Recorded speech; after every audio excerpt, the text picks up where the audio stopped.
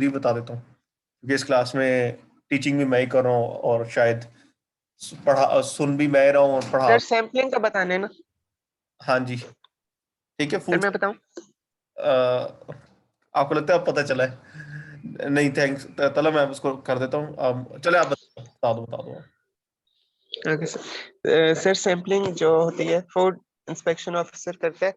उसके sir 3 parts में divide करते हैं उसको। और सर जो पैकेजिंग होती है उसको सील करते हैं। एक पार्ट जो होता है वो जिस ओनर से या जिस वेंडर से ले रहे होते हैं उसके पास होता है। और जो बाकी हैं वो जाते हैं टेस्टिंग के लिए। और जो है विटनेसेस, 2 विटनेसेस होती हैं जिनके सामने ये जो है फूड सैम्पलिंग पैकेज होती है, ताकि ये चीज़ इंश्योर की जा सके कि कोई बंदा अपने पर्सनल बेनिफिट के लिए या अपने पर्सनल किसी ग्रज की वजह से उसको खुद से कंटेमिनेट नहीं कर रहा। वेल डन, एक्सीलेंट, शाबाश।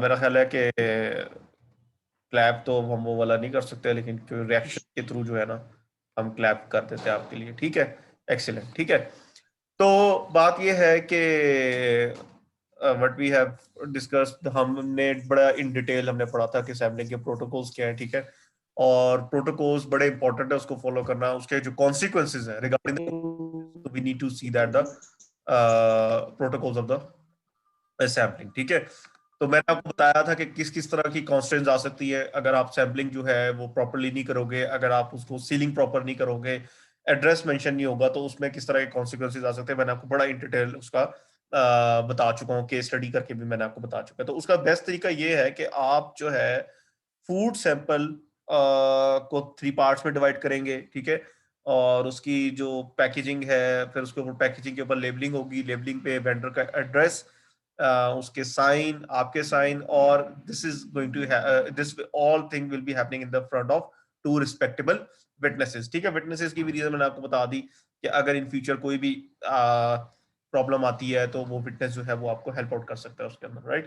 फिर जब सैंपल आप बना लेते हैं, 3 पार्ट्स में डिवाइड करते हैं। Obviously one is for the public analyst, one is for the Punjab food authority, and one is going to be kept by the shopkeeper or the food vendor whom you are going to collect the sample। ठीक है, तो this is how you going to collect the samples। तो ये बड़ा in detail हम लोग discussion कर चुके हैं।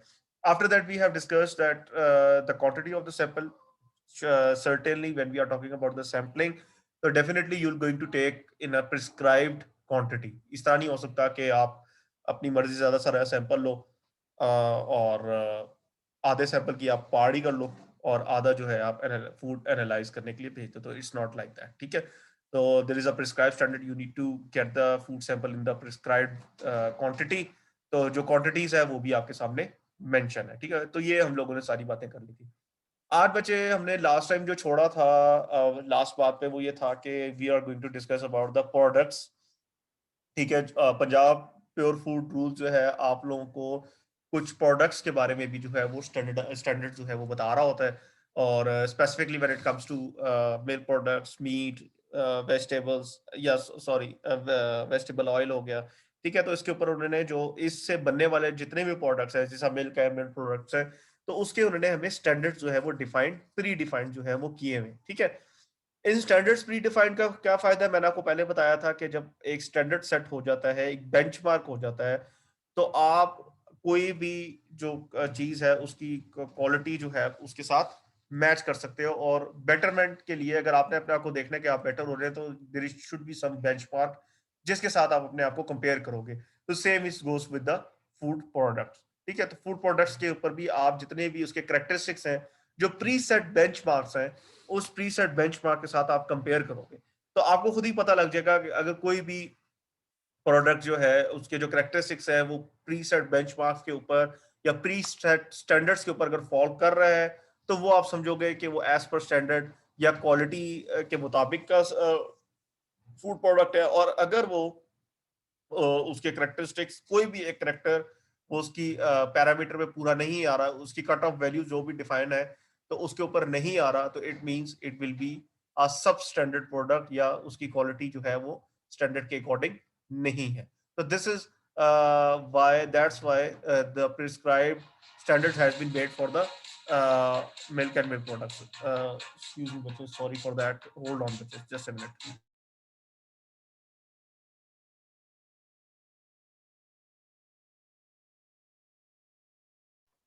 Okay, तो ये है सारा रीजनिंग कि स्टैंडर्ड्स की बनाने की रीजन क्या है। तो first of all we are going to start with the milk and milk products. ठीक है, मैंने आपको पहले बताया था मिल्क के अंदर कुछ चीजें होती हैं, 3-4 उसके न्यूट्रिएंट्स होते हैं, या आप कह लें कुछ पैरामीटर्स होते हैं। On the basis of that parameters we going to deduce और conclude that the milk is of good quality or not. For example, milk के अंदर जो सबसे बेसिक सा आप कह लें उसका इंग्रेडिएंट है या उसकी कंपोजिशन है, दैट इज द फैट। या आप जो नॉर्मली भी आप देख रहे होते हो कि अगर आपकी कोई भी आपके घर में मिल्क मैन आता है या आप मार्केट से दूध या दही ले रहे होते हो, दूध की अगर हम स्पेसिफिकली बात करें तो आप बॉयल करने के बाद उसमें जितनी क्रीम सेपरेशन होती है, तो you consider that milk is of good quality. ठीक है, तो ये आप लोगों का एक बेसिक सा क्राइटेरिया है to say about a milk that is of a good quality. ठीक है, अब आपको ये भी है, देखें, हो सकता है कि आप 130 पर लीटर का ही दूध ले रहे हो डिफरेंट जगहों से, और किसी में क्रीम सेपरेशन ज्यादा हो, किसी में कम हो, तो definitely there should be some criteria जिसकी बेसिस के ऊपर आपको पता हो कि कितना फैट कंटेंट होगा तो वो क्वालिटी के ऊपर है, और कितना नहीं होगा तो नहीं है। ठीक है, अब डेफिनेटली मिल्क सोर्सेज भी हम अगर हम बात करें तो हमारे पास डिफरेंट तरह की एनिमल्स आ जाते हैं, उसमें काऊ आ जाती है, बेफलो आ जाती है, फिर इसी तरह आपके पास गोट है, कैमल है। ठीक है, ये ऐसे एनिमल्स हैं जो कि हलाल कंसीडर होते हैं, और सर्टेनली उनके जो जो वो मिल्क प्रोड्यूस कर रहे हैं तो वो भी कंसीडर होता है फॉर कंजप्शन। ठीक है, तो वो हम कंज्यूम भी कर सकते हैं। तो डेफिनेटली अब सारे एनिमल्स की जो कॉम्पोजिशन होगी मिल्क की वो डिफरेंट होगी। क्यों डिफरेंट होगी? हर एनिमल की मॉर्फोलॉजी डिफरेंट है। ठीक है, हर एनिमल की हैबिटेट डिफरेंट है, हर एनिमल का फीड डिफरेंट होती है।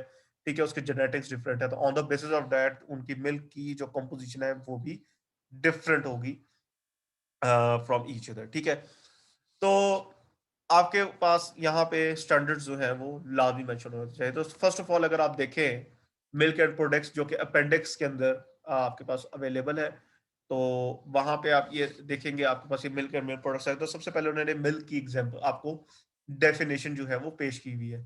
तो व्हाट इज मिल्क? मिल्क उन्होंने कहा है कि कोई भी नॉर्मल क्लीन या प्योर सिक्रीशन जो होती है obtain from the mammary glands. अच्छा, यहाँ पे इन्होंने मेमोरी लिख दिया, मेमोरी, इसमें कुछ ना कुछ मिस्टेक्स होती हैं आपके डॉक्यूमेंट में, तो अगर आप ये देखोगे तो ये मेमोरी है, वो वाला मेमोरी लिख दिया जो हमारी यादाश्त वाली मेमोरी है। तो इट्स नॉट दैट मेमोरी, ये होते हैं मेमोरी, MAMMARY होती है मेमोरी। मेरा ख्याल है इसकी एग्जैक्टली ये स्पेलिंग हो। तो मेमोरी ग्लैंड्स जो, यानी आपको पता है जो ग्लैंड जो कि मिल्क प्रोड्यूस करते हैं, तो वहां से जो भी आपको प्योर सिक्रीशन मिलती है, नॉर्मल क्लीन या प्योर सिक्रीशन होगी, चाहे वो काऊ की है, बेफ्लू की है, गोट की है, कैमल की है, शीप की है। ठीक है, और ये जो सिक्रीशन मिलती है, चाहे वो उसके बाद आप उसको बॉयल करें, होमोजेनाइज करें, पास्चराइज कर लें, स्टेरलाइज कर लें, या उसको अल्ट्रा हीट ट्रीटमेंट प्रोवाइड कर दें। ठीक है, तो जो भी इसके ऊपर आप ट्रीटमेंट अप्लाई करेंगे, regardless of that, that pure secretion of the animal from the memory gland is considered as milk. ठीक है, तो ये उन्होंने मिल्क की जो है वो आप कह लें जनरलाइज डेफिनेशन पेश की है। Milk contains shall not less than 34% of milk proteins in milk solids other than milk fat, and lactose not less than 4.6% in milk solid other than milk fat. It shall be free from colostrum.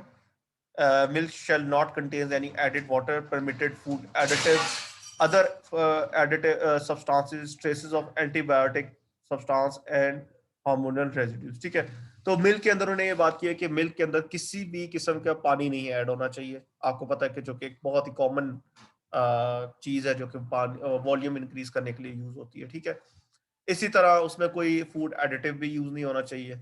आगे वैसे process milk की बात हुई है तो उसके अंदर processing में एडिटिव्स का अलाउंस है, क्योंकि इंडस्ट्रियलाइज्ड प्रोसेस के अंदर हम एडिटिव्स का यूजेज कर सकते हैं मिल्क में, और ना ही कोई एंटीबायोटिक रेजिड्यूज या हार्मोनल रेजिड्यूज जो है वो एग्जिस्ट करने चाहिए। पेस्टिसाइड, एंटीबायोटिक सब्सटेंसेस या हार्मोनल रेजिड्यूज कहाँ से आ सकते हैं?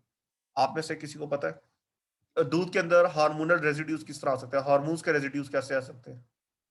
कोई आप में से बता दे। सर सर किसी एनिमल को अगर स्टेरॉइड्स वगैरह के इंजेक्शन एग्जैक्टली, लगाए। ठीक, बिल्कुल ठीक है। और वो इसी के हिसाब से आ सकते हैं, अगर एनिमल को स्टेरॉइड्स के इंजेक्शन लग रहे हैं या कोई भी हार्मोन्स लग रहे हैं जो कि मिल्क प्रोडक्शन को इंक्रीज करता है, तो उससे अगर वो प्रिस्क्राइब्ड लिमिट्स में नहीं लगाए हुए, ठीक है, प्रिस्क्राइब्ड लिमिट से ज्यादा लग रहे हैं उसको या ओवरडोज हुआ है वो एनिमल, तो उसमें चांसेस हैं कि उसकी मिल्क की अंदर भी ऐसे हार्मोन्स के रेजिड्यूज आ सकते हैं, ठीक है। तो दैट्स वाई यहाँ पे उन्होंने लिखा हुआ है कि हार्मोन्स से पाक होना चाहिए, there should be no hormones in the milk of an animal. अच्छा, अब फॉर एग्जांपल हार्मोन की मुझे अभी एग्जांपल याद है, ऑक्सीटोसिन अक्सर जो है वो बेफलोस को लगाया जाता है, सॉरी कॉज को लगाया जाता है ताकि उसकी मिल्क प्रोडक्शन को इंक्रीज किया जा सके। लेकिन एक्सेसिवली अगर आप वो लगाएंगे ऑक्सीटोसिन तो उसके एक तो प्रॉब्लम्स भी हो जाते हैं, एक मिस्टाइटिस, एक आप कह लें कि अडर डिजीज है जो कि मेमोरी ग्लैंड्स के ऊपर हो जाती है जिसमें इन्फ्लेमेशन हो जाती है, ठीक है। मिस्टाइटिस नाम ये जो टाइटस करके जब भी आता है ना, तो ये आप याद रखिएगा, इट मींस इन्फ्लेमेशन, ठीक है, जिसे हम कहते हैं ना ब्रोंकाइटिस।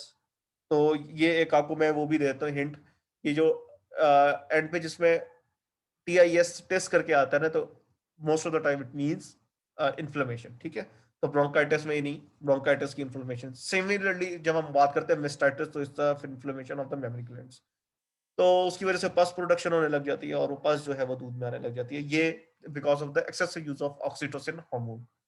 एनीवे, तो इसी वजह से यहाँ पे लिखा हुआ है कि किसी भी हार्मोन का उसके अंदर ऐड नहीं होना चाहिए।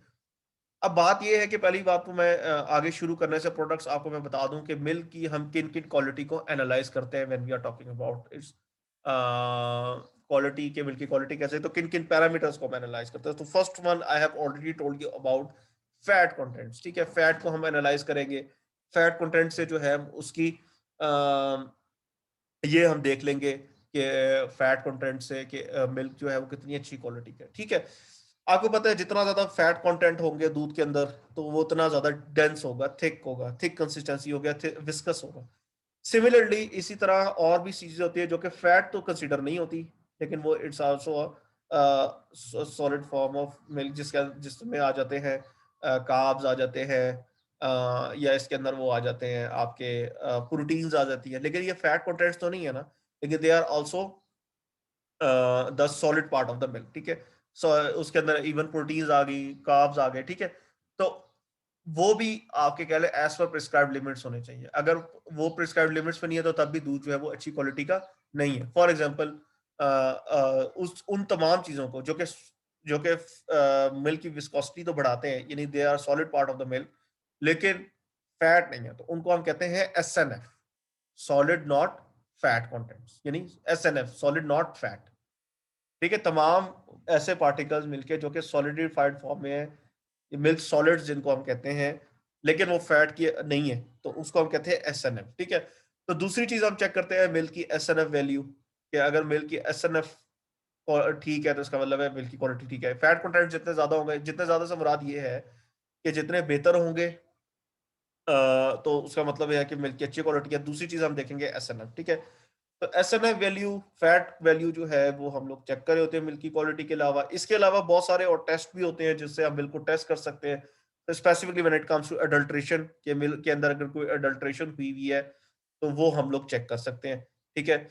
और जैसा यूरिया की अडल्ट्रेशन लोग कर देते हैं। फिर इसमें ये भी होता है कि अगर लोग जो पानी डालते हैं ना दूध में, तो उस चीज को बैलेंस करने के लिए कि मिल्क की जो डाइल्यूशन है या मिल्क जो है वो प्रॉपरली डाइल्यूटेड नहीं है, और सॉरी डाइल्यूट नहीं है, उस चीज को वो बचाने के लिए वो कोई ऐसा मिल्क के अंदर अडल्टेंट डाल देते हैं जो उसको थिक कंसिस्टेंसी प्रोवाइड करता है, जिसका स्टार्च है, स्टार्च डाल देंगे, शुगर डाल देंगे, सॉल्ट डाल देंगे, ताकि दूध लगे कि वो ऑलरेडी थिक है।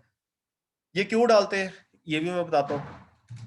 मिल्क को बच्चे टेस्ट करने के लिए, सिंपल, फैट कंटेंट्स उसके अच्छे हैं, ये एसएनएफ कंटेंट जो है उसको ठीक है, तो जो सिंपलेस्ट वे है ना मिल्क को चेक करने का, that is it's LR value, ठीक है। एलआर क्या होता है? Lactometer reading.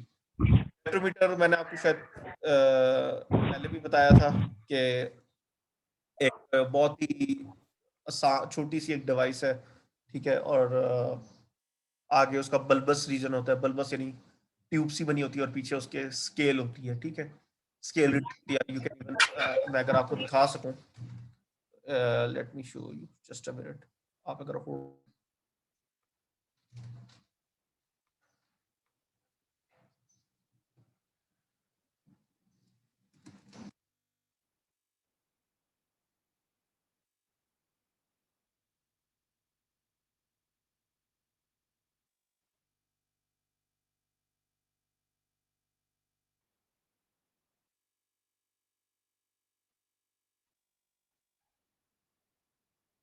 अच्छा जी, आप लोगों के साथ मेरी स्क्रीन शेयर हो रही है? जी सर। यस। ये देखिए जी, ये है लेक्टोमीटर। तो इस एरिया को हम कहते हैं बल्बस रीजन होता है, और ये बैक साइड पे जो है इसके ये रीडिंग्स लिखी होती है। आपने सिंपल ये करना है, इसको आपने मिल्क के अंदर डिप कर देना है। जिस तरह ये एक आप देख लें कि आपके पास एक जार है, सॉरी सिलेंडर है, और उस सिलेंडर के अंदर आप डिप करें। ये आपने कोशिश करनी है कि जब भी आप इलेक्ट्रोमीटर डिप करेंगे तो मेक श्योर कि वो उसकी बॉटम को टच ना करे। लेट्स से जिस यहाँ पर है, तो बॉटम पे टच नहीं होना चाहिए, ठीक है। यहाँ से वो मतलब इमर्स्ड फॉर्म में हो, डूबा हुआ हो दूध में। अब आपको पता है कि जो चीज ज्यादा डेंस होती है तो उसमें क्या ज्यादा डिप होगा या कम डिप होगा? मुझे पता है जितनी ज्यादा चीज डेंसर होगी उसके अंदर उतना ही वो ऊपर फ्लो करेगा, वो उतना कम डूबेगा। जितनी चीज ज्यादा डाइल्यूट होगी और उस पर वो चीज ज्यादा वो डिप हो जाएगी, ठीक है। तो यही छोटा सा इसका मैकेनिज्म है विद द इलेक्ट्रोमीटर। रेस्टोमीटर को आप सिंपल डिप करते हैं दूध के अंदर, और जब वो अगर ज्यादा डिप करेगा तो उसकी रीडिंग जो है आप अकॉर्डिंगली देते हैं। तो 26 टू 32 अगर तक इलेक्ट्रोमीटर रीडिंग आ रही है तो वो कंसिडर होती है कि ये ठीक है दूध, ठीक है। और अगर इससे कम है तो उसका मतलब उसमें पानी शामिल है दूध के अंदर। और अगर 32 से इन केस कभी कभी ज्यादा होती है तो ये भी हो सकता है कोई अडल्टन डाला हुआ है जिसकी वजह से मिल्क को थिकनिंग एबिलिटी दी जाती है, ठीक है। ये आपने मेक श्योर करना है कि जब भी आपने इलेक्ट्रोमीटर को यूज करना है तो दूध जो है आपका ल्यूक वार्म होना चाहिए। ल्यूक वार्म से मतलब है तकरीबन 40 डिग्री सेंटीग्रेड उसका टेम्परेचर हो, क्योंकि ल्यूक वार्म पे आप इसको सही तरह चेक कर सकते हो। अगर बहुत ज्यादा ठंडा दूध होगा तो डेफिनेटली रीडिंग ठीक नहीं आएगी, तो उसके अंदर आप फिर उसकी प्लस माइनस उसकी रीडिंग आपको करनी पड़ती है। ठंडे में आपको पता है ना ज्यादा डेंसर हो जाता है सब्सटेंस, तो ज्यादा रीडिंग जो है वो ज्यादा आएगी, ठीक है। और अगर बहुत गर्म होगा तो रीडिंग जो है वो कम आएगी, क्योंकि उसके जो सॉलिड कंटेंट्स है वो डिस्पर्स हुए होते हैं।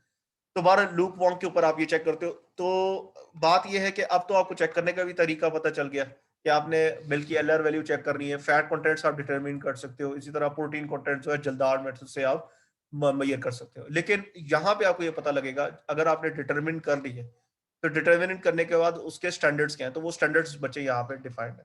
तो सबसे पहले मैं आगे होमोजेनाइज और पास्चराइज मिल्क से पहले ना आपको मैं वो बता देता हूँ कि क्या स्टैंडर्ड जो है वो प्रिस्क्राइब्ड है when it comes to milk that you are attaining from the different sources. So first of all, I am telling you about the cow milk.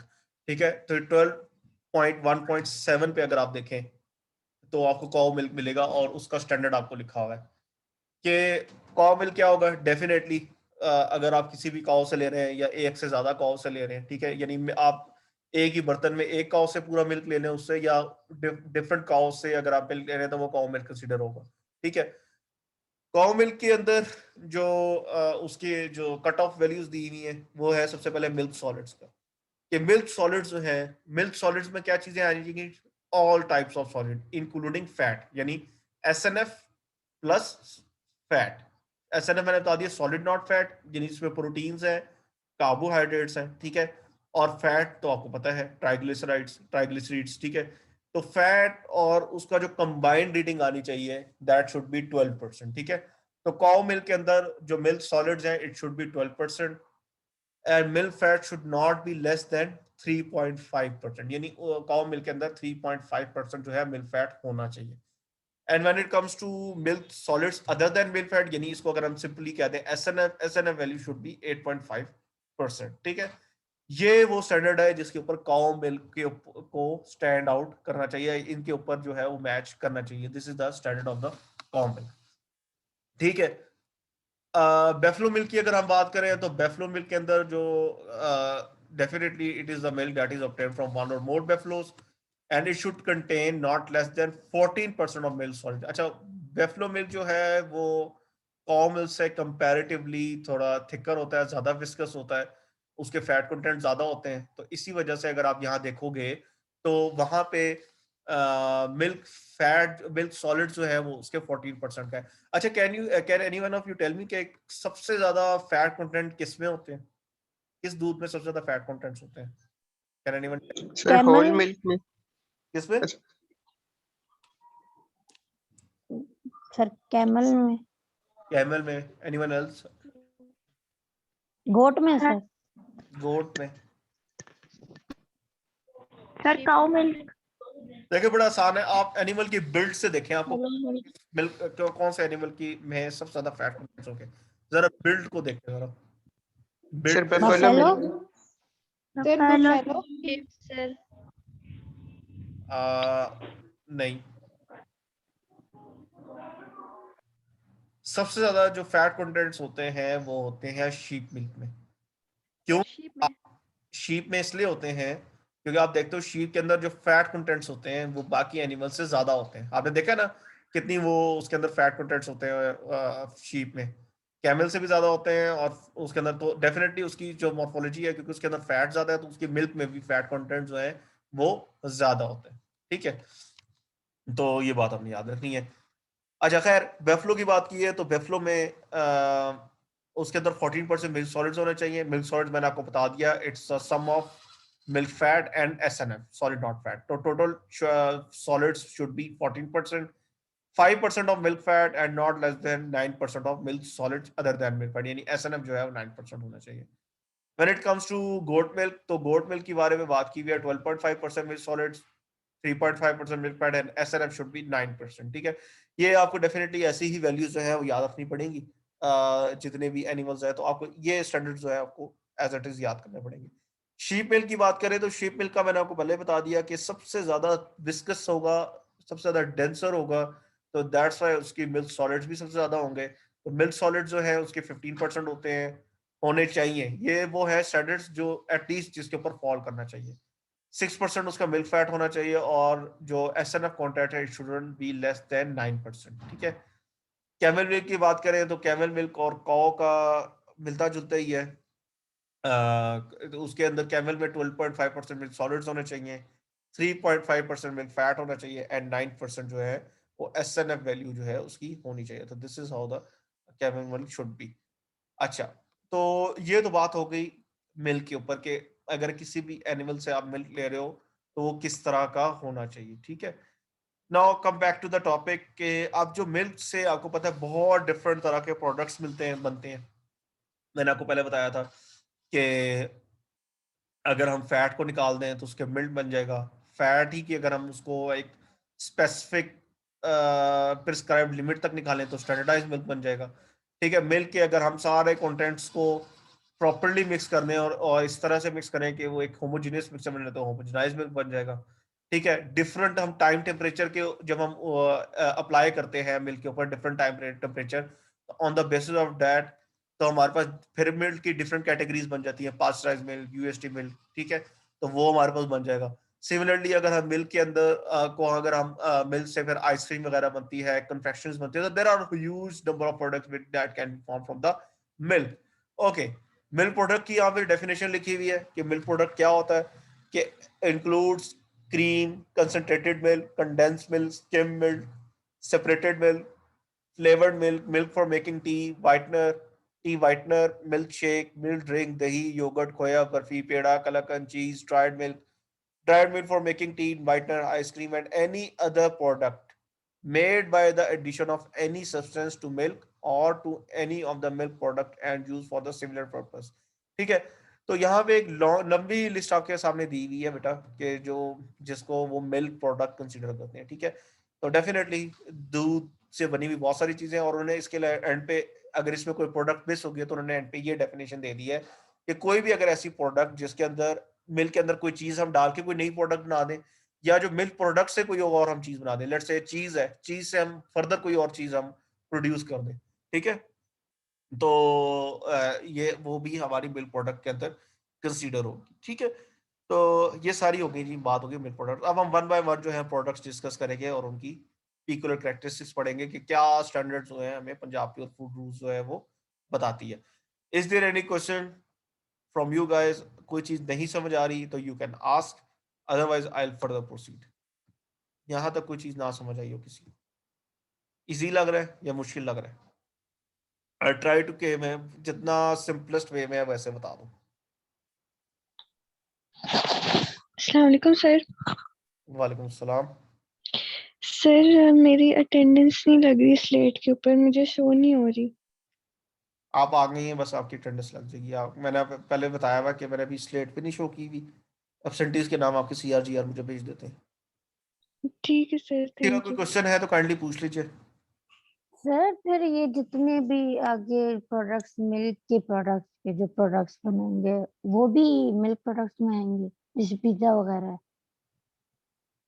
Pizza वगैरह नहीं आएगा, पिज्जा में जो चीज है वो मिल्क प्रोडक्ट कंसिडर होगी। ठीक है, हाँ ठीक है। Pizza is not a milk product, pizza के अंदर जो चीज यूज हो रही है इट्स अ मिल्क प्रोडक्ट। ठीक है, जी सही। अब वो तो मिल्क प्रोडक्ट के अंदर तो फिर तो सर मिल्क तो बहुत सारी चीजों में यूज हो रहा होता है, तो फिर तो इस तरह तो नहीं कंसिडर होगा। चीफ प्रोडक्ट जो होगी, जो प्राइमरी प्रोडक्ट बन रही होगी दूध से मिलके बन के, जैसा खोया है, कुल्फी है, उसमें प्राइमरी क्या चीज है? दूध है ना, दूध से बनी हुई है, क्रीम है, तो ये आपकी मिल्क प्रोडक्ट कंसिडर होगी। हाँ जी, एनीवन एल्स? सर ये क्वेश्चन आपने पूछा था ना कि मिल्क के अंदर हार्मोनल रेजिडिव कैसे होते हैं, सर इसका बता दें आंसर फिर से। मैंने बच्चे ये बताया था कि हार्मोन्स जो है मिल्क में इस तरह आ सकते हैं कि आपके जो एनिमल्स है ना, जो भी मिल्क देने दूध देने वाला जानवर है, उनकी ग्रोथ के लिए उनको इंजेक्ट किए जाते हैं हार्मोन्स वगैरह। ठीक है, और उसमें दो तरह के हार्मोन्स हो सकते हैं, सिंथेटिक भी हो सकते हैं या नेचुरल हार्मोन्स भी हो सकते हैं। नेचुरल हार्मोन्स आपके होते हैं प्रोटीन्स वगैरह, ठीक है, प्रोटीन भी is a building block oil, या सिंथेटिक दे देते हैं। सिंथेटिक हार्मोन्स का बच्चे ये मसला है कि वो बॉडी कुछ तो यूटिलाइज कर लेती है और कुछ जो है वो फिर आगे यूटिलाइज नहीं कर पाती, और वो या तो टॉक्सिसिटी प्रोवाइड करती है या फिर वो दूध में आ जाते हैं। ठीक है, उसकी मैंने आपको एग्जांपल दी थी, ऑक्सीटोसिन एक हार्मोन है जिससे मिल्क प्रोडक्शन ज्यादा हो जाती है काऊ की, उसको इंजेक्ट किया जाता है, ठीक है, और उससे ना मिल्क प्रोडक्शन बढ़ जाती है। तो अब अगर आप जो भी हार्मोन्स आप दे रहे हो एनिमल को, तो उसकी ना प्रिस्क्राइब्ड लिमिट्स हमें दी होती है रेगुलेटरी बॉडीज ने, कि लेट्स से कि इतने उसको एमजी चाहिए उसके बॉडी वेट के अकॉर्डिंग, या जो भी उसकी है, इतने ग्राम, ग्राम में तो नहीं होता, मिलीग्राम्स के अंदर ही यूजुअली हार्मोन्स होते हैं जो इंजेक्ट करने होते हैं, बॉडी वेट के हिसाब से इतनी मिलीग्राम फलाना हार्मोन जाएगा। तो अगर प्रिस्क्राइब्ड लिमिट्स के अकॉर्डिंगली आप उसको इंजेक्ट नहीं करे, ओवरडोजिंग हो रही है, तो उस इस तरीके से उस एनिमल के मिल्क में भी वो हार्मोन के रेजिड्यूज आ सकते हैं। ठीक है, तो ये एक तरीके कार है, ये समझ आ गई। दूसरी बात ये है कि हार्मोन्स के कुछ यस सर, और प्रॉब्लम्स भी होते हैं। सर ये जो कहा था जी बच्चे, excessive use of oxidation hormone की वजह से क्या होता है? एनिमल में जो दूध देने वाले जानवर है, मैंने बताया था, एक्सेसिव यूज ऑफ ऑक्सीटोसिन से एक डिजीज होती है दैट इज कॉल्ड मेस्टाइटिस। ठीक है, that is the inflammation of udder. ठीक है, मेस्टाइटिस, अब मैं आपको लिख देता हूँ।